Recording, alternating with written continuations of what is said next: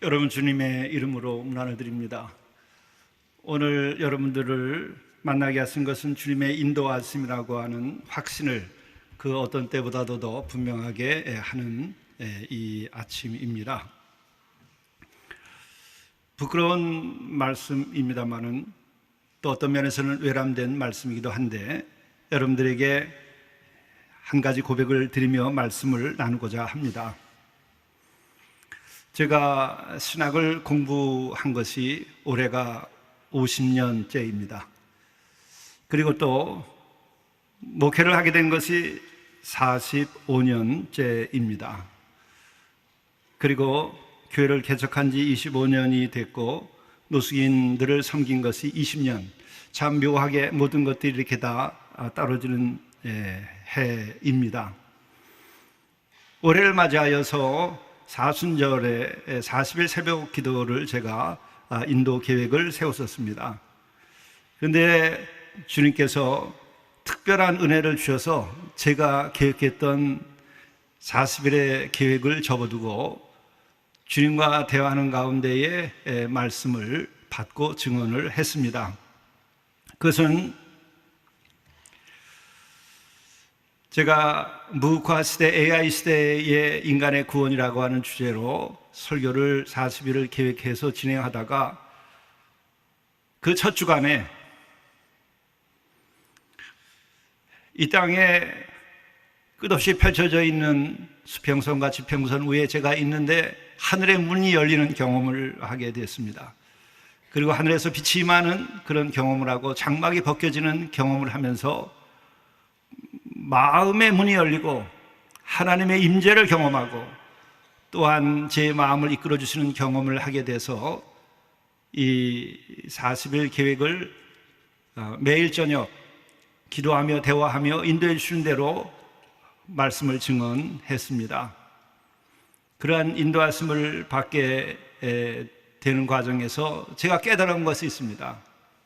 50년 신학 공부한 것의 졸업 문답을 주님께서 하시는 거구나 하는 것을 알았습니다. 또 45년 목회라고 하는 것은 다른 것이 아니라 신학을 공부하고 현장 실습을 한 것이로구나 하는 깨달음을 얻었습니다. 특별히 그 가운데에 만들어진 교회가 아니라 교회를 개척하게 하신 까닭이 저를 연단하기 위하고 또한 저의 영적인 성장을 위한 일이었고, 더더욱이 그 가운데에 노숙인들 갑자기 보내셔서 20년 동안 그 노숙인들과 같이 먹고 자고 땅을 파던 그런 과정도 있었는데, 지금도 물론 하고 있는데, 이 모든 것이 나의 영적인 성장의 과정, 은혜의 과정이었구나 하는 것을 깨달아 알게 됐습니다.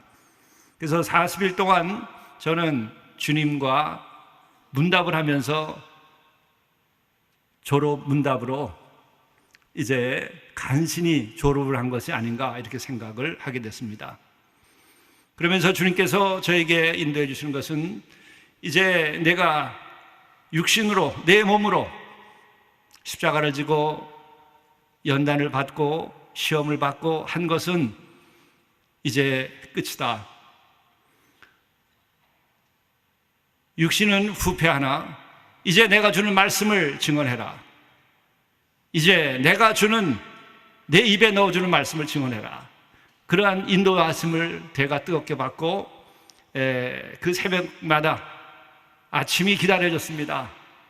3시, 4시 이전에 그 말씀을 증언하고 싶고 나에게 주시는 그 말씀이 저를 사로잡아서 새벽마다 일찍 깨가지고 그 조그만 교회지만은 설교단에 갈 마음의 준비를 하고 기다려졌었습니다. 근데 이때 주시는 그 말씀은 회개의 복음, 회개의 복음을 전하라고 하는 것입니다. 그것이 이 시대를 구원하는 것이 될 것이다. 그래서 저는 이제 회개의 복음을 내 삶이 끝나는 날까지 1분 1초가 남았을지라도 그것을 증언해야 되겠다 하는 인도하심을 받았습니다. 그렇게 해서 새벽에 말씀을 증언하는데 회개 역사가 우리 형제들에게서 나타나는 것이었습니다. 한 형제는 14년 동안 저를 속이고 지냈었는데 용기가 나지 않아서 저에게 그 거짓말을 한 것을 고백할 수가 없어서 여태까지 지내다가 새벽에 그 설교의 말씀을 듣고 제가 서울교회에서 새벽 기도를 인도하는데 평창에서 형제가 올라오겠다 그래서 올라왔더니 저한테 정말 용기가 없으면은 고백할 수 없는 것을 고백하는 것입니다. 지금 평창 공동체가 만들어지기 이전에 노승희 형제들과 함께 공동체를 먼저 포천에 만들었던 일이 있습니다. 12,000평터에 누가 임대를 무상으로 해주셔가지고 형제들과 함께 공동체를 만들었었는데 그 숙소가 전소됐었습니다.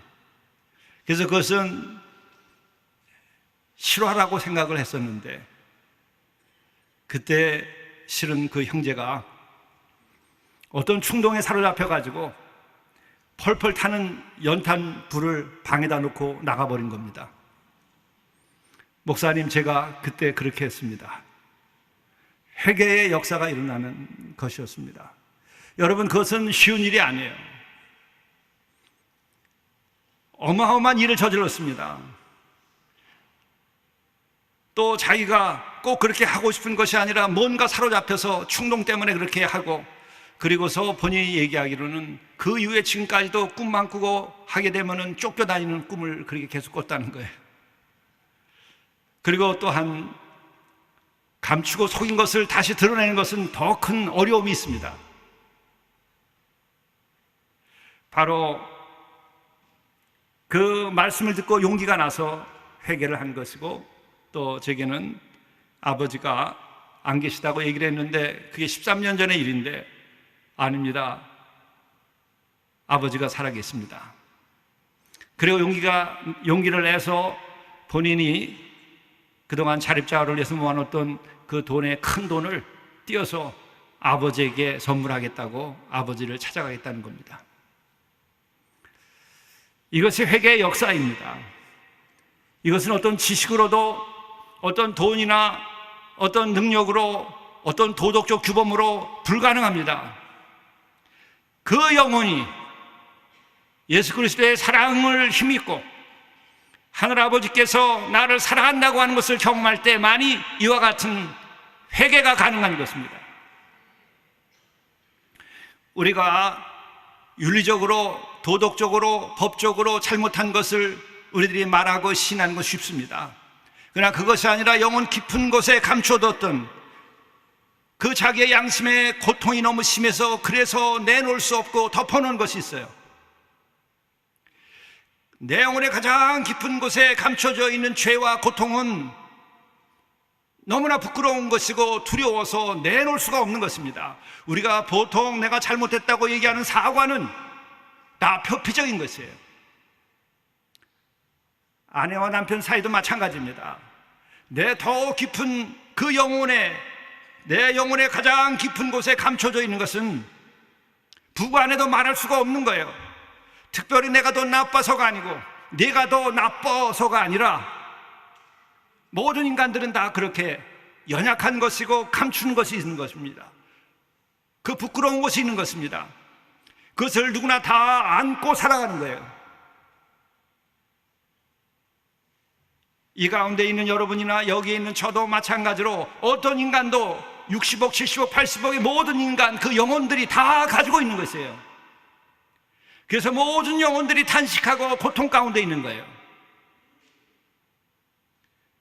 내가 아름답게 치장을 하고 좋은 것을 먹고 있고 지내도, 또 내가 건강하고 내가 세상에서 이름을 내고 명예를 얻고 사랑을 받는다 할지라도, 세상에서 성공하고 모든 사람들이 행복하다고 인정할 수 있을 만큼의 삶을 살았을지라도 홀로 자기만 있는 시간에는 모든 영혼은 예외가 없이 그 영혼의 고통이 있는 거예요. 그 외로움이 있고 부끄러움이 있고 슬픔이 있고 아픔이 있는 거예요. 왜 그럴까? 그것은 하나님과 우리의 관계가 끊어졌기 때문에 그런 거예요. 그게 회복되지 않으면 누구나 다 부끄러움과 고통과 아픔과 외로움과 고독이 있는 거예요. 우린 그걸 숨기고 있는 거예요. 우린 그걸 숨기고 있는 거예요. 바로 회개라고 하는 것은 그것을 내가 주님께 나아가서 마음의 문을 여는 게 회개인 거예요. 성경에서 말하고 있는 회개는 그걸 말합니다. 여기에 관해서 오늘 여러분들과 말씀을 나누려고 합니다. 실은 제가 한 12가지의 강연 내용을 그 복음을 전하라고 하는, 회개의 복음을 전하라고 하는 그 기간에 정리해서 뜬 것이 그렇게 있는데, 그것을 압축해가지고 3번의 집회를 말씀하셔서 제가 정리해가지고 나왔습니다. 근데 와서 보니까는 1강, 2강, 3강이 대상이 다 다르다고 그러세요. 그래서 이거를 어떻게 다 해서 하나 모르겠어요. 저는 여러분을 바라보면서 주님께서 말씀하라고 하는 것을 저는 말씀하려고 합니다. 근데 기본적인 몇 가지를 여러분에게 말씀드리고, 오늘 정말 여러분들이 은혜가 이 시간에 된다고 한다면 3시간 다 참석하시기 바랍니다. 제가 부끄러운 말씀을 드리지만은, 제가 설교하러 나갈 때에 기본적으로 정말 잘 준비해서 기도를 많이 하고 나간 일이 몇 번 있을까 반성하는 목사예요. 그리고 또 기도를 하더라도 이 설교가 잘 준비되도록 기도하고 준비를 하는 수준이었어요. 근데 이번만큼은 나를 위한 기도가 아니라 여러분을 위한 기도를 제가 하게 됐습니다. 이게 50년 신학 공부 마치고 이제 처음으로 설교단에 서는 마음이에요. 설교는 이렇게 하는 것이로구나. 그건 나를 위하여 하는 게 설교가 아닙니다. 나의 지식과 나의 능력과 나의 그 무엇을 드러내기 위해서 하는 것이 설교가 아닙니다. 또 더더욱이 어린 시절에, 젊은 시절에는 목사가 그런 과정을 거치는 것이지만은 좋은 설교로 좋은 인정을 받을 수 있을까? 그런 염려와 걱정이 있어 왔어요. 그러나 지금은 그런 것도 아닙니다. 이제 내가 회개의 복음을 외치는 것은 내 앞에 하나님께서 세워주는 그 영혼을 위하여 설교하라. 여러분을 위하여 그래서 제가 기도했습니다. 오늘 누굴 만나든지 모르겠습니다. 그러나 이 온누리교회의 이 시간에 오는 이들은 정말 그 한 영혼이 구원을 받고 새로워져야 될 뿐만 아니라, 여러분, 이 교회는 지금 온 세상에 지금 교회가 문을 닫기 시작을 했습니다. 2층 교회 작은 상가의 교회들은 둘이 하나로 합치거나 한 교회가 없어지는 것이 지금 매일 진행되고 있습니다. 교회가 없어지고 나면은 성도들이 갈 곳이 없습니다. 유튜브로 해결될 수 있는 게 아닙니다. 이런 때에 여러분, 오늘이 교회가 정말 살아있는 복음의 역사심이 있어서, 성령의 역사심이 있고 말씀의 능력이 살아있어서 그와 같은 이 땅에 있는 많은 영혼들을 여러분들이 지키고 구원할 수 있어야 됩니다. 그 믿음을 여러분들이 지키고 이 교회가 지켜야 됩니다. 그리고 그들이 다시 파송받아서 땅끝까지 복음을 전하는 일이 바로 여기서 일어나야 됩니다. 이걸 지킬 수 있는 능력 있는 교회가 크기만 하다고 해서 될 수 있는 게 아닙니다. 오늘께는 그렇게 시작됐고 지금도 그렇게 살아있는 복음이 역사하는 교회, 아직도 남아있는 대형교회입니다. 세습한 일도 없고, 또한 재정적인 문제가 되는 일도 없고, 사회적으로 지탄받는 일도 없는 대형교회입니다. 얼마나 많은 큰 교회들이 어려움을 겪습니까? 그렇기 때문에 여러분들이 정말 이 복음의 이 힘을 이 교회가 지켜야 됩니다. 저는 10여 년 전에 오늘을 알게 되면서 목사님들과 성도들을 대하면서 정말 여기에 살아있는 복음이 있다고 그런 경험을 많이 했어요. 물론 부족하고, 물론 아직도 더 성장해야 될 분도 많이 있지만, 그러나 이 중심에 성령의 역사심과 복음이 살아있고 참된 복음이 있는 이 교회가 오늘의 교회라고 하는 것을 제가 정말 경험을 했습니다. 지난 한 주간 동안 우리 산마루 예수공동체 평창에서 장기 파송 선교사들이 오셔서 일주일 동안 훈련을 받고 기도하고 갔습니다. 제가 훈련했다는 것이 아니라 정말 와서 함께 기도하고 함께 복음을 전하는데, 제가 놀라운 이야기들을 듣고 또 보고 함께 기도했습니다. 어떤 분은 저 뉴저지의 사슬인데 재산을 다 정리하고 부부가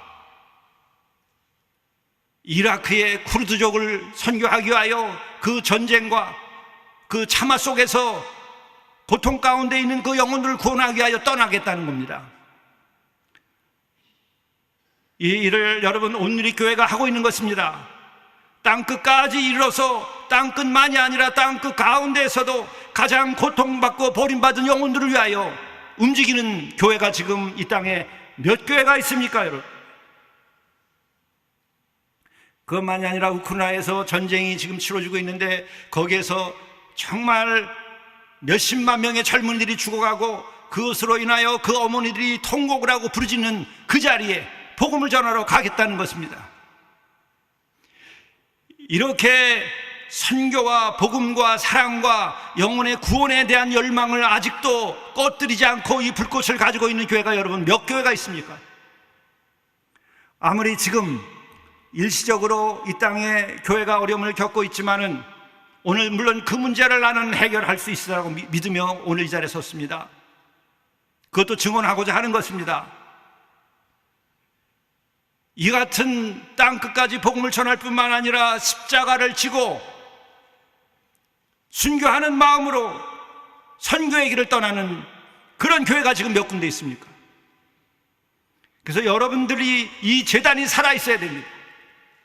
그게 한국 기독교뿐만 아니라 21세기에 죽어가는 영혼들을 구원하고 전쟁의 참화 속에 있는 여기에서 평화의 복음을 전할 수 있고 사랑과 화해의 복음을 전할 수 있는 능력을 가진 그 영혼들이 몇 명이며 그런 재단이 지금 몇 군데가 있습니까? 저는 그래서 정말 사랑의 마음으로 주님의 부르심이라고 생각하고 이 자리에 나와서 여러분에게 말씀을 증언하려고 하는 것입니다.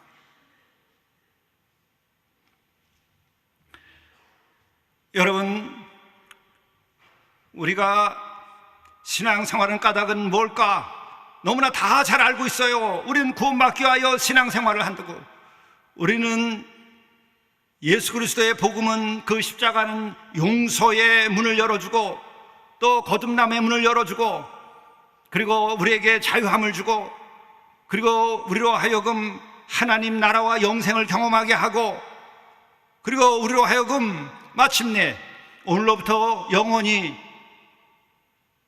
하나님의 사랑과 그 구원과 그 통치를 받으며 우리가 살아갈 수 있다고 믿습니다. 이것은 교회밖에 없습니다. 이 인간이 살아가는 이 세상이 아니 넓고 인류가 많고 지식과 종교가 많아도 이와 같은 것을 선포하고 이와 같은 것이 현실적으로 있는 데는 교인이 그것을 경험하든 경험하지 못하든 다 마찬가지로 우리는 이야기를 하고 모이는 것입니다. 그런데 안타까운 것이 바로 이것을 경험하는 이들이 얼마나 있는가 하는 것입니다. 내가 정말 구원함을 받았다고 하는 경험이 있는가? 내가 용서함을 받고 남을 용서할 수 있는 힘이 있는가? 내가 정말 거듭난 새로운 삶을 내가 기쁨으로 살고 있는가? 내가 진리로 인하여 완전한 자유를 얻었는가? 내 마음에 천국이 임하고 나는 영원한 나라 천국에 갈 수 있다고 하는 확신이 있는가? 또한 내 안에는 육신은 후패하여도 영생이 있으며 또한 부활의 소망 가운데 내가 살고 있다고 하는 그런 확신과 그런 기쁨이 있는가? 이것을 누리는 것이 하나님의 자녀들의 특권이고 이것을 누리는 것이 예수 그리스도를 영접한 이들이 누리는 특권이고 은혜입니다. 그런데 불구하고 왜 우리에게는 이 문제가 해결이 안 되는가 하는, 목회 45년 하면서 안타까운 것 중에 하나고 제 자신에 대해서도 안타까워하던 것들이 분명합니다. 그리고 또한 어떻게 이걸 해결할 것인가? 노숙인과 같이 먹고 자고 같이 생활을 해도 이 문제가 해결이 안 됩니다. 그런데 이 사순절에 특별히 저에게 역사하시는 것은 회개에 대한 것이었습니다. 여러분, 아주 간단한 것이에요. 회개만 하면 구원의 문이 열려요. 회개만 하면 용서를 받고 용서할 수 있는 힘이 생겨요. 회개만 하면 내가 거듭나는 놀라운 은혜가 임해요. 회개만 하면 진리로 나는 자유함을 얻게 돼요.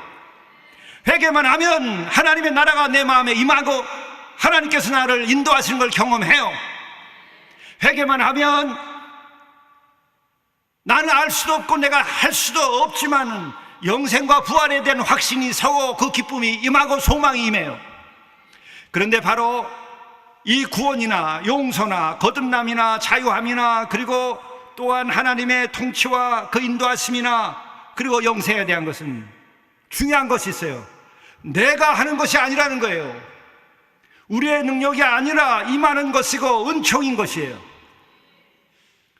믿음으로 인하여 이루어지는 것이지 믿음은 나의 행위로 인한 것이 아닙니다. 믿음은 나는 할 수 없지만 믿으면 그분이 해주시는 거예요. 그걸 믿는 거예요. 내가 행할 수 있으면 왜 믿어요? 내가 하지 왜 믿어요? 내가 할 수 없는 것, 내가 도달할 수 없는 것, 내가 가질 수 없는 것, 내가 이룰 수 없는 것, 그것은 믿음으로 되는 거예요. 다른 방법이 없어요. 전능하신 하나님께서 나에게 영원한 구원을, 예수 그리스도께서 나에게 구원을, 그분이 나에게 용서함을, 그분이 나에게 자유함을, 그분이 나에게 하나님의 통치와 그 인도하심을, 그분이 나에게 영생과 부활에 대한 확신과 소망을 그분이 주시는 거예요. 우리가 실수하는 것은 바로 그거예요. 내가 할 수 있다고 하는 것이 남아있기 때문에 이와 같은 것이 이루어지지 않는 거예요.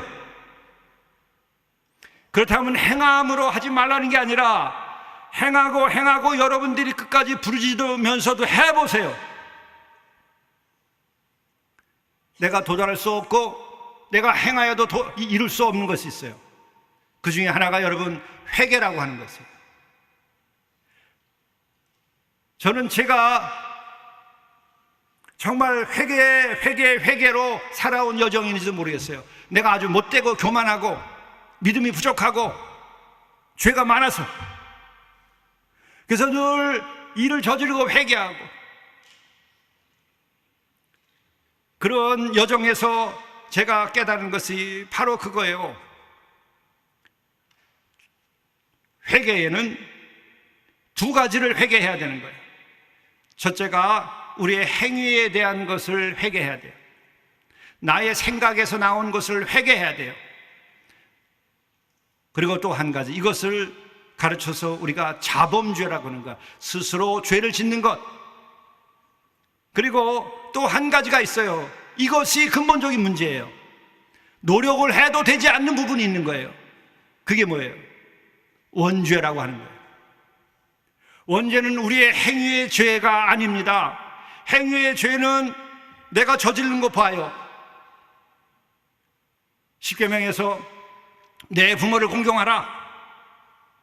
약속 있는 첫 계명이다. 그래요. 부모에게 공경하지 않는 집안은 늘 고통을 받아요. 부모에게 효도하지 않는 이는 부모가 아무리 나빠도 자기가 고통받아요. 참 묘한 섭리예요. 아버지가 구타하고 아버지가 내쫓고 못살게 하고 아버지가 바람을 피고 가정은 돌보지도 않고 빚더미에 노름에 도박을 하고 이렇게 한 고통 가운데서 집에서 못 견뎌서 나온 우리 형제들, 노숙한 형제들도 그 마음에 아버지를 사랑하고 공경하는 마음이 생기기 전까지는요 엄청난 영혼의 고통을 받아요. 그거 참 이상한 거예요. 내 아버지가 잘못한 거 아니냐 그래도 자기가 힘들어해요. 자기가 고통받아요. 그러니까 자녀들이 밖에 나가게 하면 안 돼요. 집 나가게 하면 안 돼요. 그거 참 인간의 그 영혼의 깊은 곳에서 육신을 낳아준 그 부모와의 관계는 특별한 거예요. 하나님께서 그렇게 지으신 거예요. 남녀를 함께 혼인하게 하고 그 가정에서 자녀가 태어나게 하고 거기서 믿음과 사랑이 싹트게 하는 것이죠.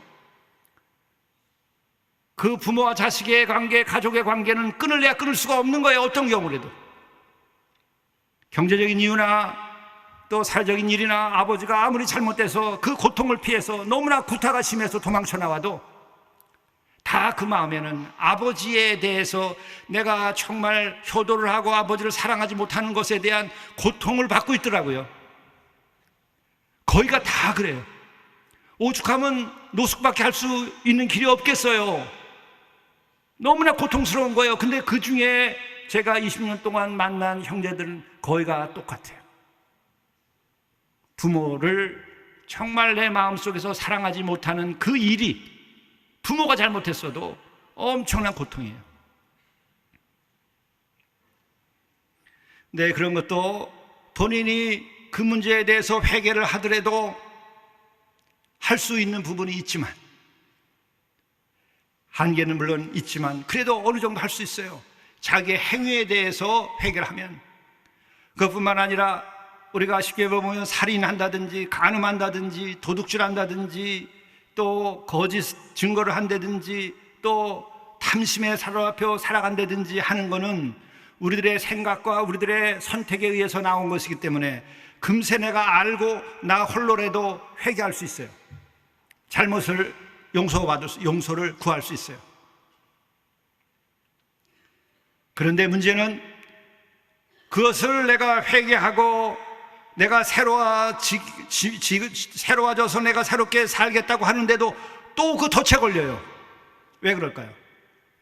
그것은 행위의 문제가 아니라 원죄가 있기 때문에 그런 거예요. 그건 저 자신이나 또 45년간 목회하면서 만난 모든 성도들의 그 내면의 세계나 특별히 이 세상에서 너무나 어려움을 겪고 변두리로 밀려나고 거리로 밀려난 우리 형제들을 보면은 다 마찬가지예요. 다시 돌아가요. 왜 그럴까? 그것은 원죄라고 하는 것이 있기 때문에 그래요. 원죄는 그 자범죄, 우리가 생각하고 선택하고 행동해서 한 그 죄를 계속 만연시키고 그것을 계속 행하게 하고 그것을 끊지 못하게 하는 그 죄의 뿌리가 원죄라는 거예요. 근데 그것을 우리는 잘 알지를 못해요. 감지가 잘 안 돼요. 감지가 되면 얼마나 좋겠어요. 제가 지금 이 시간 그것을 말씀드리려고 하는 거예요. 그게 뭐냐? 우리 마음의 두려움, 우리 마음의 고독함, 우리 마음에 감춰져 있는 부끄러움, 우리 마음에 숨겨져 있는 분노, 우리 마음에 감춰져 있는 어떤 결핍, 이건 겉으로 드러나지 않아요. 도덕적인 문제가 아니기 때문에 그래요. 자범죄가 아니기 때문에 그래요. 내가 도덕적으로 더 문제는 도덕적으로 내가 자범죄를 저지르지 않고 또 내가 성공적으로 살고 내가 모든 사회적인 경제적인 조건이 다 갖춰져 있고 그래도 이것은 다 남아 있어요. 고독과 부끄러움과 결핍 그리고 두려움, 이것이 다 남아 있어요. 여러분 안에 있어요. 근데 우리는 그것은 취급을 안 하고 넘어가는 거예요. 그것이 계속해서 우리로 하여금 유혹에 넘어가게 하고 우리를 연약하게 하고 다시 죄를 짓게 하고 다시 질투하게 하고 다시 탐욕에 빠지게 하고 다시 음욕에 빠지게 하고 다시 도둑질을 하게 되고 거짓을 행하게 만드는 그것이에요. 바로 예수께서 회개하라고 하는 것과 예수께서 내가 너의 모든 죄를 씻기 위하여 십자가에서 피를 흘리고 죽는 까닭은 뭐냐? 그 원죄를 목표로 하여서 예수께서 하신 말씀이에요. 행위의 죄는 어떤 면에서 예수님 없어도 우리끼리 할 수 있어요. 공자님만 계셔도 돼요. 공자님만 계셔도 우리의 행위의 죄는 씻을 수 있어요.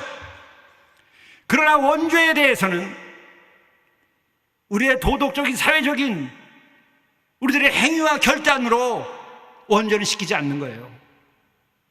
예수께서는 바로 그것을 위하여 당신이 십자가를 지신 거예요. 그게 뭐냐? 하나님과의 막힌 담을 헐기 위하여서 내가 십자가에서 죽었다고 말씀하시는 거예요. 십자가에서 내가 죽는 까닭은 하나님과 너희들의 관계, 막힌 담을 내가 헐기 위하여서 이렇게 죽는 것이라고 얘기하는 거예요. 거기에 여러분 예수님의 십자가의 보혈과 대속의 죽음에 대하여 깨달아야 돼요. 행위의 죄는 너희들끼리 벌금 내도 돼. 율법도 그렇게 되어 있습니다. 남의 소를 도둑질하면 그것을 몇 배로 갚으라. 너희들이 남의 또 돈을 도둑질하면 몇 배로 갚으라. 다 이렇게 율법도 자범죄에 대해서는 그렇게 벌금형을 주거나 또 물론 극단적인 것은 돌에 맞아 죽는 일도 생기죠. 그것은 자범죄, 행위의 죄예요. 그랬다고 한다면 원죄를 취급하지 않는다고 하면 예수께서 올 필요가 없어요. 우리끼리 살면서 우리들의 잘못은 우리가 벌금 내고 하면 돼요. 범법을 저지르면 지금도 우리는 벌금 내거나 혹은 우리들이 교도소 가서 몇 년 살다 나오면 돼요. 그래도 해결되지 않는 것이 있어요. 그게 하나님과 우리의 막힌 담이에요. 결국은 한마디로 말하면 그런 부끄러움, 두려움, 고독, 그리고 분노, 끝없는 결핍감, 이것을 유리하는 자의 증후군이라고 말하는 거예요. 하나님과의 관계가 끊어졌을 때 인간은 그때로부터 유리하는 자가 된 거예요. 이것은 어디에 대한 문제냐? 내가 이렇게 집도 있고 아내도 있고 남편도 있고 내가 이렇게 사회에서 열심히 일하고 노력해서 이만큼 내가 성공을 했는데 내가 왜 유리하는 자냐? 나는 노숙하지 않는데. 다 노숙자예요. 하나님 나라에 들어가지 않으면 유리하는 자예요. 왜? 내가 세상에서 성공하고 내가 선하게 살고 남들을 위하여 섬기고 돕고 선을 행하고 자선을 행했을지라도 집에 와서 홀로 있으면 고독하고 결핍이 있고 또한 때로는 분노가 일어나고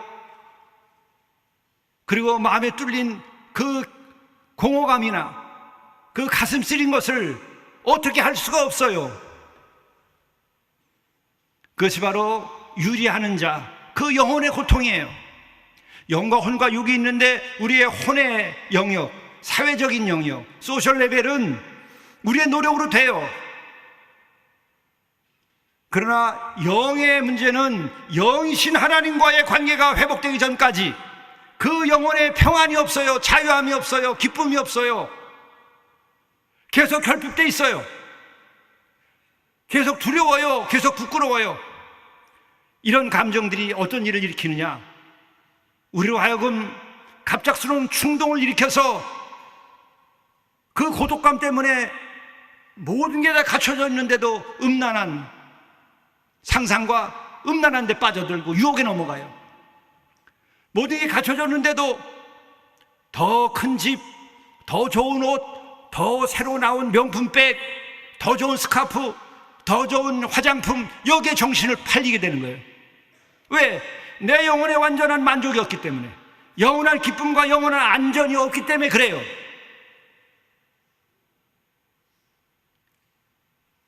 바로 그것은 원죄에 대한 문제예요.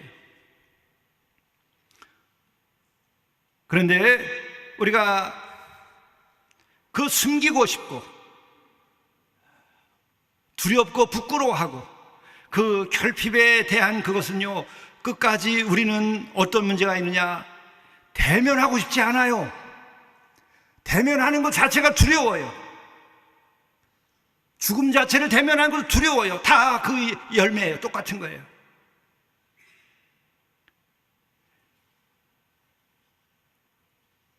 인지도 잘 안 됐을 겁니다. 왜 그럴까?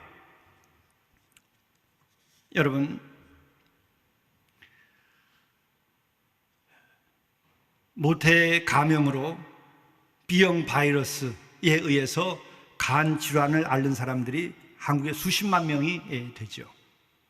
근데 모태에서 잉태하여 가지고 그거 자라날 때에 모든 것은 다 어머니로부터 오는 것입니다. 그렇죠? DNA도 그렇고 영양분도 그렇고 산소도 그렇고 또 피도 그렇고 물도 그렇고 다 어머니로부터 오는 거예요. 그래서 자기의 몸이 만들어집니다. 이때에 어머니가 B형 바이러스에 걸려 있으면 그 B형 바이러스가 그 아이에게 들어가게 됩니다. 이때 아이는 그 B형 바이러스 균도 아멘으로 받는 거예요. 왜? 어머니가 주시는 거니까. 그래서 내 것으로 받아들여요. 그리고 내 것으로 내 몸에 간직하고 있기 때문에 나중에 커서 항체가 안 생겨요. 왜? 나의 한 부분이니까. 나의 한 부분이니까. 어머니로부터 받은 거니까. 내 것이에요. 내 몸의 일부예요. 그게 원죄예요. 우리는 그래서 고독과 두려움과 그리고 부끄러움과 그리고 그 공허와 그런 아픔을 그냥 인간의 조건으로 생각하고 그것을 미술로, 소설로, 시로 계속 작품을 만드는 거예요. 그렇게 하다 보니까 그렇게 해서 유명하게 되고 그렇게 해서 성공하게 되니까 사람들은 인간의 조건으로 또 철학자들이라든지 가르치는 그 선생님들이 그 같은 문학을 가르치고 예술을 가르치고 하니까 우리가 B형 바이러스 균이라고 생각해서 그것을 없애야 되는데 없앨 생각을 하지 아니하고 인간의 조건으로 받아들이면서 그 에너지로 문학을 만들고 에너지로 문명을 만들어요. 죄를 가지고 원죄를 가지고 원죄의 에너지를 가지고 문화를 만들고 문명을 만드는 거예요. 내 삶을 만드는 거예요. 고독을 미워합니다. 부끄러움을 미워합니다. 결핍을 미워합니다. 공허함과 이런 걸 미워합니다. 그렇게 나가면 어떻게 돼요? 무신론으로 빠지는 거예요. 심지어 악의 꽃이라는 시를 쓰는 거예요. 악도 꽃이에요. 인간의 조건입니다. 그것이 하나님이 없는 문명이에요. 하나님이 없는 세상이에요. 하나님의 나라 통치가 이루어지지 않는 세상이에요. 그게 우리가 사는 세상이 그렇게 만들어졌어요. 그래서 지성인들은 더 무신론으로, 지성인들은 더 고독을 미워하고 결혼도 안 하고 홀로 살아가는 것이 아주 훌륭한, 아주 젠틀하고 아주 뛰어난 여성이고 뛰어난 무언가가 되는 것처럼 원죄의 꽃이에요. 여러분 그런 분들 주변에 많이 계시죠? 여러분 그런 시절을 살았을지도 몰라요. 저 역시도 그런 과정이 있었어요. 교회 다니는 것보다도 무신론이 더 아름다운 것 같고 예수의 사랑과 화해보다도 계급투쟁이 더 뜨거운 것 같고 그 해방의 이야기가 더 인간을 구원할 것 같고 그런 젊은 날이 있었어요. 신학을 하면서도. 여러분 그런 마음으로 여러분들이 가정을 이룩하고 여러분 일생을 살아보세요. 남는 것은 뭐죠? 상처와 고통과 더 깊은 외로움과 아픔이에요. 벗어나야 될 것을 B형 간염 바이러스를 내보내야 되는데 그것을 나의 일부로 만들고 그 원죄를 가지고 삶과 문명과 가정을 만들고 내 인생을 계획하기 때문에 그러는 거예요. 여러분 이게 세상적인 가르침이에요. 이게 세속이에요. 우리는 그런 가르침을 어려서부터 이 세상에서 배웠어요. 십계명도 학교에서 못 가르치게 만들어 버렸어요. 하나님도 말하지 못하게 하고 있어요. 신문에서 그래요. 무신론적인 것들, 원죄가 만들어내는 우리의 문명의 현상입니다. 이런 것을 알면서도 사실은 우리들이 이것을 벗고자 하는 데에 용기가 안 생기고 자꾸 부끄럽고 두려워해요. 이따 오후 시간에 오면 내가 더 자세히 말씀드릴게요. 그런데 답은 이미 나와 있어요. 성경과 모든 것에.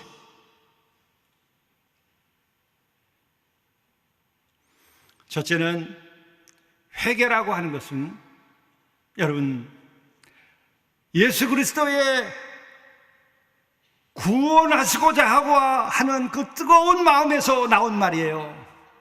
정죄하고자 하는 말이 아니에요. 정죄하고자 한다고 한다면 왜 회개하라고 말하겠어요? 정죄해버리지, 심판해버리지, 멸망시켜버리지, 노아의 홍수를 또 불러일으켜버리지. 요즘에 엘니뇨 현상이니 뭐니 해가지고 지금 어마어마하게 지금 물폭탄으로 어려움을 겪잖아요. 조금만 더 하면 지구는 그냥 다 끝나요. 인간 종이라는 게 다 끝나요. 물고기의 세상이 돼요. 산불이 나면 여러분 그 불길을 한 달, 두 달, 석 달도 끄지 못해요. 아예 불로 심판해버리지. 그러나 그렇게 하지 않겠다고 하시는 거예요. 그래서 회개하라는 거예요. 나는 도무지 심판할 수 없고 구원해야만 하기 때문에 내가 왔다. 그게 예수님이에요. 내가 너희를 심판할 수 없어서 구원하기 위하여 정말 너희들이 이렇게 유리하는 자로 살아가는 이 지구에 살고 있는 내 영혼들이 내가 너무나 가슴이 아프고 고통스러워서 내 아들을 보내줬다. 심판하기 위해서요? 심판하기 위해서는 예수가 오실 필요가 없어요. 심판하기 위해서는 하나님께서 사람의 몸을 입고 오실 필요가 없어요. 십자가는 고사하고 구원하려고 한 영혼이라도 다 내 사랑하는 나의 자녀고 나의 피조물이고 내가 사랑하여서 지은 나의 형상대로 지음받은 영혼들이기 때문에 하늘 아버지의 사랑은 변함이 없고 창조 이전부터 창조 이후까지 변함이 없기 때문에 예수 그리스도를 보내주신 거예요.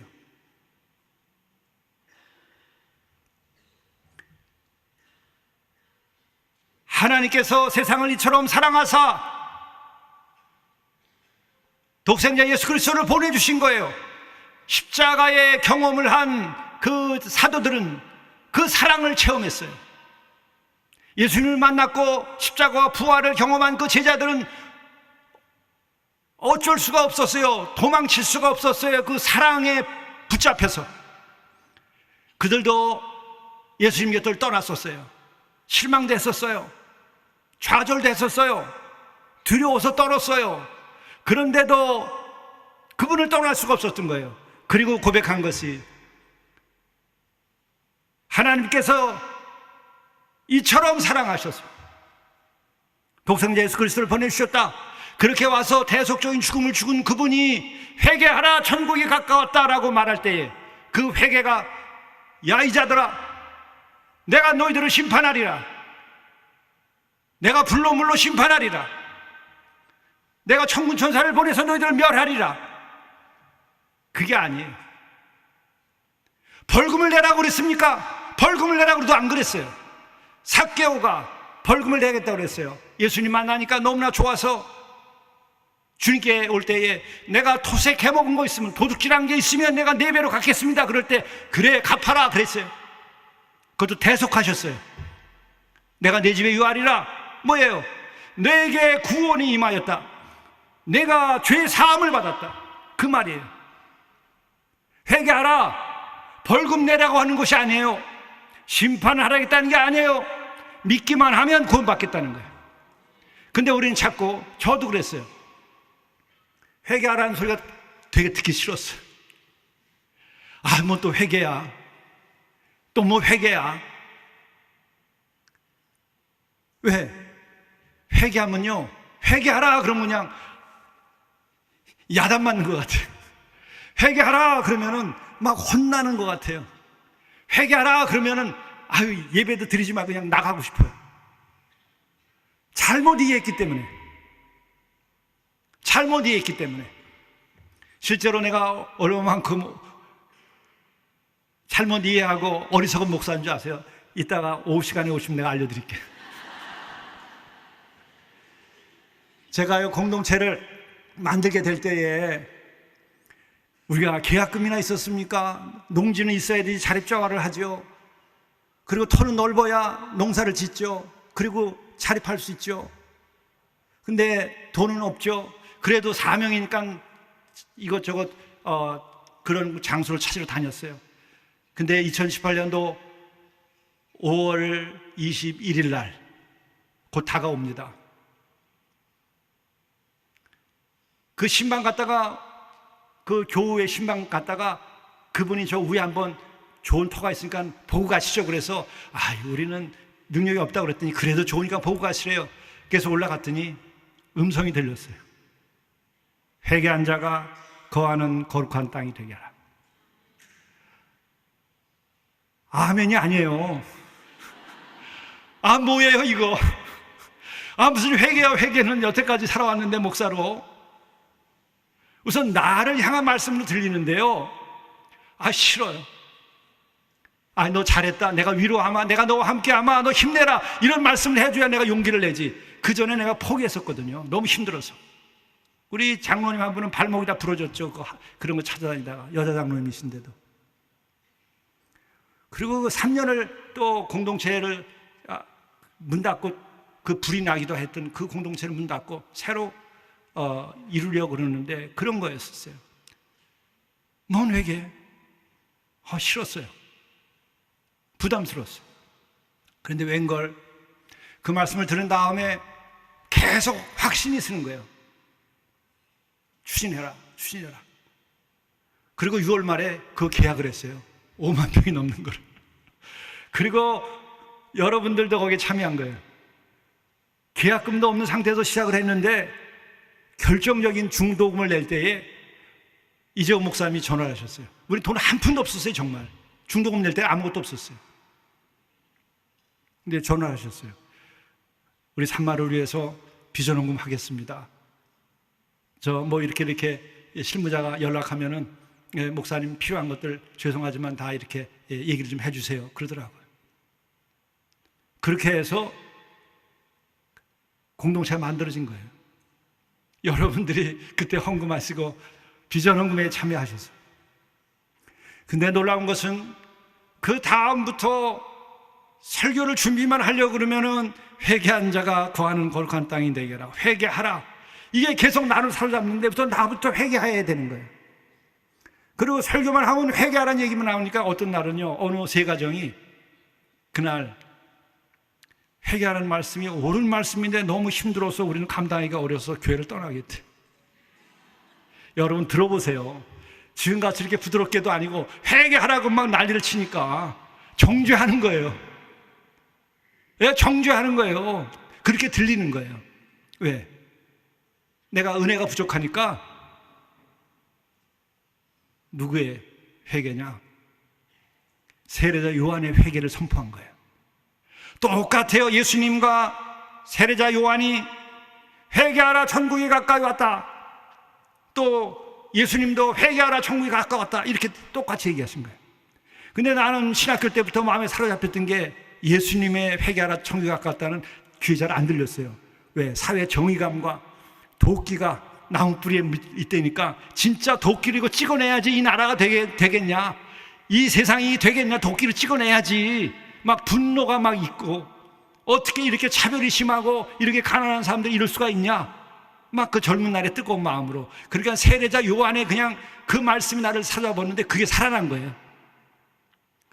얘기는 예수님이 하신 얘기를 해놓고 곡조는 세례자 요한이에요.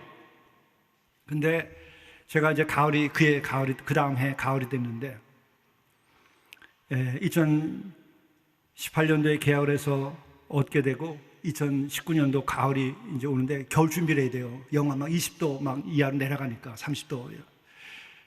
그래서 이제 화목난로를 이제 떼야 되니까 장작, 나무를 가져다가 도끼로 이제 이걸 하는데 회개하라.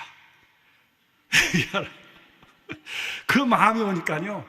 내가 그 아무도 없는 그 산골짜기 혼자 도끼질 하다가 주여. 아니 이게 회개가 돼야지, 죄가 끊어져야지, 이 고통이 끊어져야 되는데 안 끊어져서 제가 그 도끼를 들고 내 방으로 갔어요. 책상 위에다가 놓고 도끼를 나무를 찍을 게 아니라 나를 찍어야 되겠다. 그래서 그날부터 도끼를 내 책상 위에다 놓고 다른 도끼를 또 샀어요. 큰 거를. 오늘 가져왔어요. 내가 보여드릴게요. 오후에. 근데 그때는 그게 은혜였어요.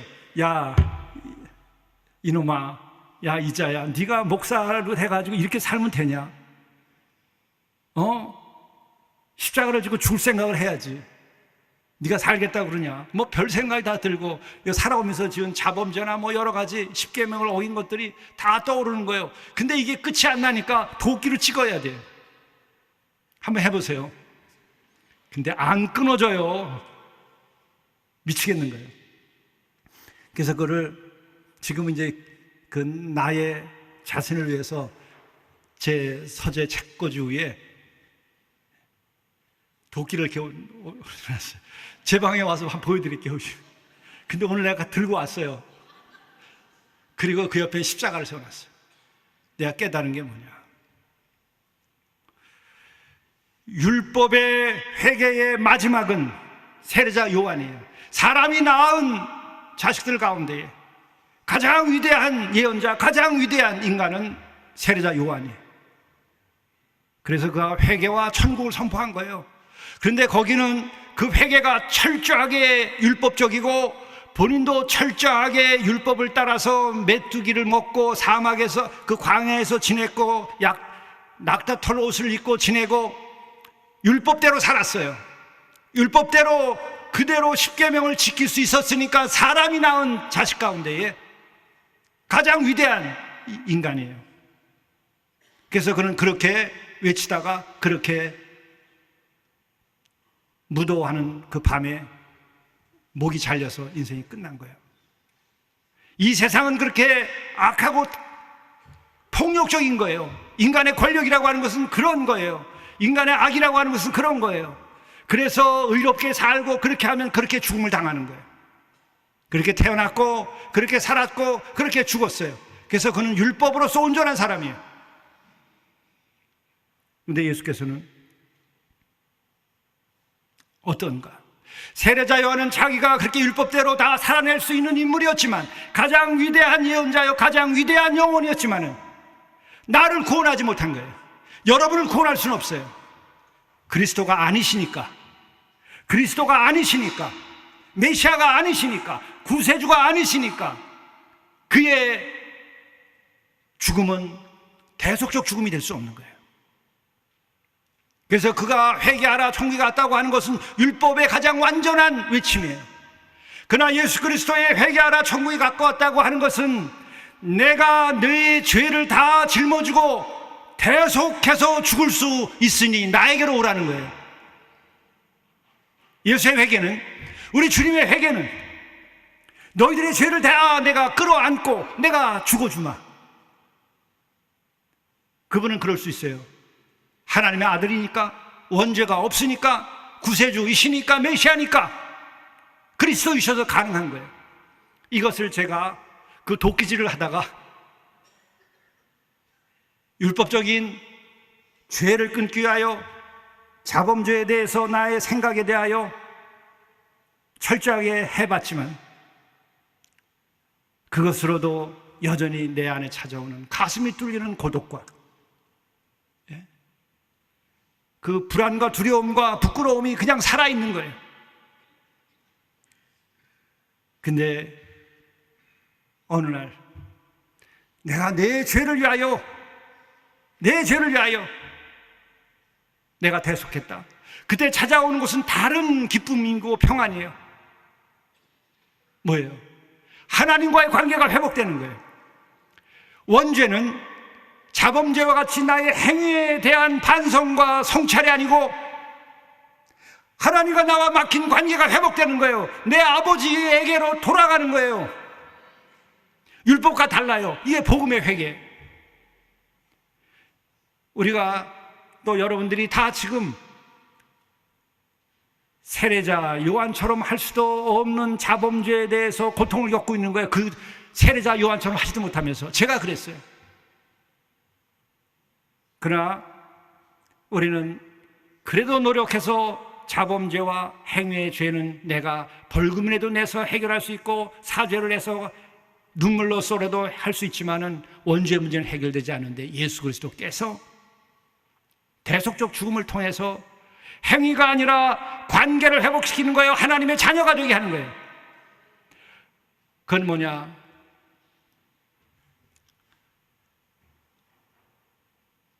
결론 하나만 말씀드리고 더 구체적인 것은 이따 오후에 할게요. 이번에 특히 제가 은혜를 엄청나게 받았어요. 이 사순절 고난주간에 그 첫 번째 고난주간에 주님께서 가상칠언, 십자가 위에서 내뱉은 7가지의 말씀, 그게 뭐 한두 번 설교해 봤나요? 뭐 한두 번 맞이한 사순절이고 고난주간인가요? 목사 45년 해먹었는데. 근데 계획했던 게 아니에요. 그 전주에 가상칠언으로 인도하시는 거예요. 그래서 그냥 가상칠언을 내가 하겠다고 교우들에게 얘기하고 하는데 첫 말씀이 십자가에 달려서 이제 죽어가고 있어요. 그 앞에 사람들이 있어요. 그 앞에 있는 이들이 누군가요?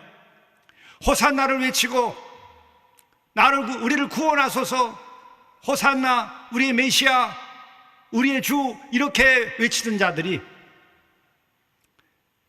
자기네 뜻대로 되지 않으니까 강도를 놓아주고 저자를 십자가에 못 박으라고 그런 자들이에요. 그 자들이 그 앞에서 잘됐다고 박수치고 조롱하고 뺨을 때리고 침을 뱉었던 자들이에요. 그렇게 높여놓고서는 거기다가 제자들은 도망치고 또 일부 제자가 있을지라도 다 외면하고 두려움에 떨고 홀로 고독하게 십자가에 달려있는데 그 피를 흘리면서 매달려 있는 거예요. 그때 뭐라 그러셨어요? 첫 마디가 아버지, 두 번째가 저들의 죄를 사하여 주옵소서. 여러분, 이런 말을 지어낼 수 있겠어요?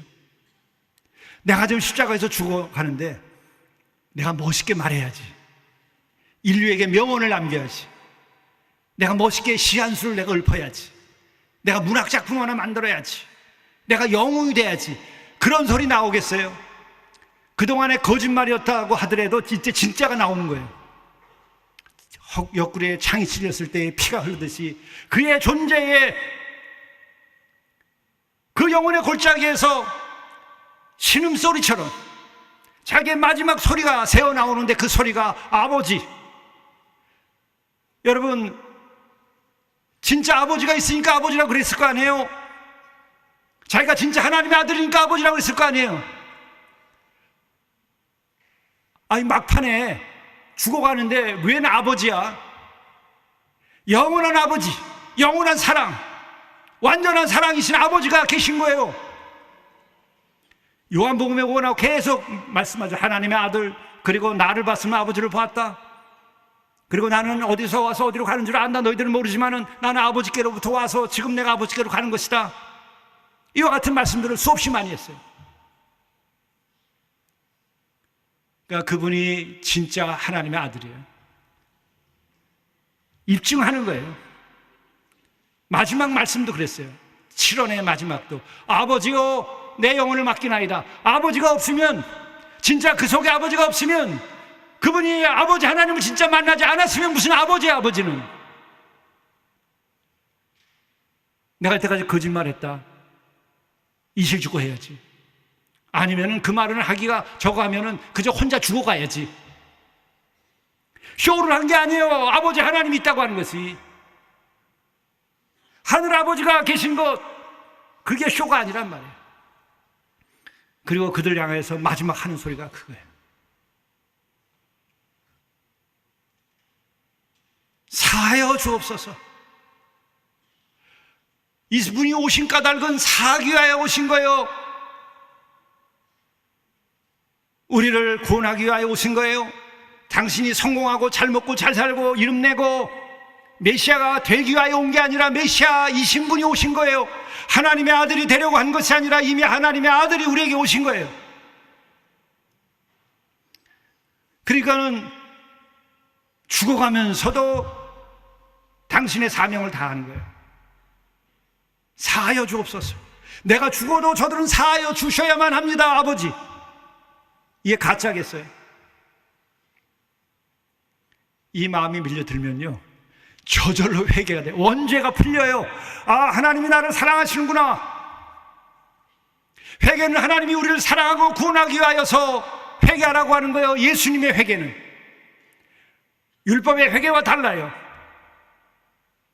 야단치는 게 아닙니다. 심판하기 때문에 아닙니다. 야단치고 심판하는 것이 아니라 내가 대속적인 죽음을 죽을 테니까 나를 믿고 나에게로 오라. 그러면 너희들이 아버지께로 가리라. 영생과 하나님의 나라를 너희가 누리리라. 그거예요. 그래서 여러분들은, 저도 이번에 은혜를 너무나 받는 것이 그거예요. 이미 이것을 사도들도 다 알았어요. 예. 바울도 다 알았어요. 예수님과 함께 지내지 않았음에도 불구하고. 그래서 그 주의 인자하심으로, 그 인자하심으로 우리가 회개하게 되었다는 거예요. 하나님의 사랑하심 때문에 회개하게 되는 거예요. 아버지의 사랑이 너무나 크다는 것을 내가 느낄 때에 아버지에게로 가는 거예요. 여러분들이 너무나 하나님을 사랑해서 아버지께로 가는 게 아니라, 여러분들이 너무나 훌륭한 사랑이 있어서 하나님 아버지께로 가는 게 아니라, 하나님 아버지께서 태초로부터 사랑이시고 전능하시고 우리를 구원하시려고 친히 사람을 입고 오셨기 때문에 그 사랑을 내가 알면 그 아버지께로 가는 거예요. 여러분이 노력해서 아버지께로 못 가요. 계속 두려워요. 계속 부끄러워요. 이 얘기 하나만 더 드릴게요. 또 하나 얘기 있다 오해할 거예요. 두 개 얘기하는데, 하나는 우리 형제 하나가 노숙한 형제인데 늘 슬퍼요. 늘 마음이 아파요. 그게 보기만 하면 내 마음이 아파. 근데 어느 날 인상을 많이 쓰고 아픈 마음으로 제 방에 왔어요. 목사님, 왜? 아버지가 보고 싶어요. 그럼 아버지께 가면 되지. 어디 사는지 몰라? 중학교 2학년 때 집을 나와가지고 50 중반까지 아버지께 가본 일이 없어요. 그러나 어디 사시는 줄 안대요. 옛날에 살던 그곳에 어머니 아버지랑 같이 사신대요. 어머니도 보고 싶대요. 그럼 가야지. 필요하면은 내가 비용은 다 대주겠다. 그리고 선물도 준비해서 가도록 해라. 괜찮아요. 제가 다 할 수 있습니다. 그래, 그러면 용기를 내서 가라. 그렇게 기도해주고서 헤어졌어요. 그냥 그 다음 주에 교회를 안 나와서 어머니 아버지한테 갔나 했더니 그 다음 주에 또 왔는데, 그래, 가비니까 어떻든 그랬더니 못 갔대. 보고 싶으면 가야지. 그래서 얘기를 하는데, 그래요, 아버지가 두렵대. 부끄러워요. 피하는 거예요. 하나님의 낯을 피하는. 아버지가 너무 구타를 해서 집을 나왔는데도 아버지에게 돌아가는데 자기가 죄책감이 있어가지고 아버지에 가는데 용기가 안 생기는 거예요. 아버지 앞에 가는 게 두렵고 부끄러운 거예요. 똑같아요. 아담과 하와가 에덴에서 죄를 지은 다음에 하나님께서 찾으시니까 내가 어딨냐 그랬더니 부끄러워서 낯을 피했다 그래요. 부끄럽고 낯을 피한 거예요. 두렵고 부끄럽고 두려워서 낯을 피한 거죠. 왜 그러냐 그랬더니 아버지가 무섭대. 왜 그러냐? 하도 심하게 맞은 그 트라우마가 있어가지고.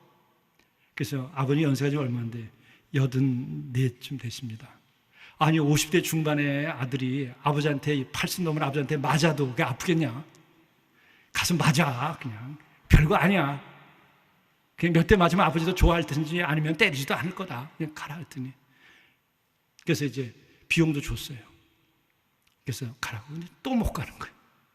그 다음에 만났어요. 그래서 나랑 같이 가자 그랬어요. 그래서 같이 가기로 약속을 했어요. 근데 안 나왔어요. 그렇게 두려운 거예요. 그렇게 부끄러운 거예요. 자기 안에 죄책감 때문에. 왜? 아버지가 나를 사랑한다고 하는 확신이 안 서서 그래요. 사실은 그 밑에 트라우마도 있지만 내가 갔을 때 거부당하지 않을까, 부끄러움과 그 거부당할 것 같은 두려움이 있는 거예요. 그게 모든 원죄의 요소예요. 하나님 아버지께로 가면 심판받는 문제보다도 부끄럽고 하나님께서 진짜 나를 받아줄까, 그게 우리의 모든 영혼에 깔려 있는 거예요. 그래서 하나님이 없는 것처럼 피하는 거예요. 자꾸 교회를 나와도 마지막에 하나님께 품에 안 안겨. 성경 공부를 하는데 하나님의 품에는 안 안겨. 그래서 늘 아슬아슬해요. 늘 고독하고 외롭고 두렵고 부끄러움이 남아있어요. 뛰어들어야 돼요. 어떻게 알아요? 죽기까지 내가 너를 사랑하였노라. 내가 심지어 어떤 죄를 졌을지라도 내가 다 사해 주려고 내가 죽었노라. 이게 하늘 아버지의 사랑이에요. 그래서 예수 그리스도를 통하여야 돼. 그 사랑을 경험하라는 거예요. 예수 그리스도를 통하라고 하는 것은 예수님의 사랑이 끝없고 그 사랑이 하나님 아버지의 사랑을 확정하셨느니라. 하늘 아버지의 사랑이 확증된 거예요. 예수 그리스도의 십자가의 죽음은, 십자가에 달려서까지 저를 사하여 주옵소서, 나에게 하는 얘기야. 그것을 통하면 내가 아버지께로 갈 용기가 생겨요. 아, 하나님은 사랑이시다. 요한이 죽는 날까지 아흔이 넘도록 목회하면서 계속 요한은 성도들에게 있어요. 하나님은 사랑이시다. 하도 그 말을 많이 하니까 성도들이 그랬대요. 왜 사도님은 당신은 맨날 사랑하라 사랑할 소리밖에 안 하냐? 하나님이 사랑이니까 그거 외에 아무것도 없다. 그분은 순교하지 않고 90 넘도록 목회를 했어요. 그거예요. 여러분들이 하나님이 정말 여러분을 사랑하고 있다고 하는 그 확신이 없기 때문에 계속 두려워하고 하나님께로 가지 않고 회피하고 변명하고 고통 가운데 부끄러움 가운데 있는 거예요. 두려움 가운데 있는 거예요. 그걸 해결하는 것은 예수 그리스도의 십자가의 죽음이에요. 나를 위한 사랑의 확증이라고 하는 것을 여러분들이 믿으면 모든 게 다 끝나요. 모든 게 다 끝나요. 원죄에 대하여까지 여러분들이 해결되면 그 다음에는 행위의 죄는 죄를 짓고 싶어도 내 마음이 그렇게 안 가요. 우리 형제들 가운데도 진짜 그렇게 회개한 이들은 이젠 담배도 싫고, 술도 어떤 데 구역질이 나서 알코올 중독이 있는데도 아주 육신을 연약해도 막 싫어지는 거예요. 그 사랑을 경험하면. 도둑질하는 사람들도 나눠줘요. 도둑질하지 않고. 용서하고 화해하고 싶은 마음이 막 생기는 거예요. 왜? 사랑의 에너지가 들어오니까. 그게 성령의 역사하심이고 하늘 아버지의 역사하심이에요. 그래서 예수 그리스도를 영접하고 그분 안에 뭐하면 바로 하나님과 연결이 돼서 죄 사함을 받는 거예요. 그때는 원죄, 오리지널 신이, 또 자원죄는 쉽게 해결돼 버리는 거예요. 그건 벌금 내도 되는 거니까. 그러니까 십계명을 지키는 게 어렵지 않아요. 그러나 그 하나님의 사랑과 예수 그리스도의 나를 위한 죽음의 사랑의 경험이 없으면 십계명 그거 지키는 것도 무척 힘들어요. 그것도 못 지켜요. 맨날 보면 음란한 마음이 들고, 맨날 보면 탐욕이 생기고, 맨날 보면 거짓말하고 싶고, 계속 유혹이 나를 못 살게 구는 거예요. 뿌리가 하나님께 있지 않고 세상에 있고, 심지어는 오늘 이 말씀까지는 못하는데 사탄이 우리를 하나님과의 관계를 끊어놓은 거예요. 사탄의 역사심이 있어요. 그건 역사가 아니라 악질적인 괴혈이라고 합니다. 그래서 성령을 받아서 그 마지막에는 원죄를 해결하고도 계속해서 우리들이 거룩한 삶을 살고 하나님의 품 안에서 살아가려면은 성령을 받고 그것으로 인하여 나를 사로잡았던 어둠의 영에서 벗어나야 돼요. 기도하시겠습니다. 주님, 회개하라 천국이 가까이 왔다고 하는 그 놀라운 사랑의 선포, 그 구원의 선포를 바로 십자가를 통하여 새롭게 이해함으로써 이 회개가 나의 모든 죄를 씻고 심판하지 아니하고 벌금도 내지 아니하고 무엇도 책임을 묻지 아니하고 그저 믿기만 하면 십자가 옆에 달려서 죽던 강도도 예수를 그리스도로 시인할 때에 내가 낙원에 나와 오늘 함께하라 말씀하신 것처럼 우리가 지금 이 순간도 주께서 나를 사랑하심을 우리가 알고 아버지 하나님께로 돌아가는 회개의 역사, 원죄가 씻겨지는 역사를 허락해 주옵소서. 이로 인하여 우리 모두가 다 하나님께서 주시는 평강과 하나님께서 주시는 사랑과 하나님께서 주시는 능력 가운데에서 영생과 하나님의 나라의 부활의 소망 가운데 살아갈 수 있도록 영원한 생명과 영원한 사랑 가운데 살 수 있도록 인도하여 주시옵소서. 예수 그리스도의 이름으로 간절히 구하옵나이다. 아멘.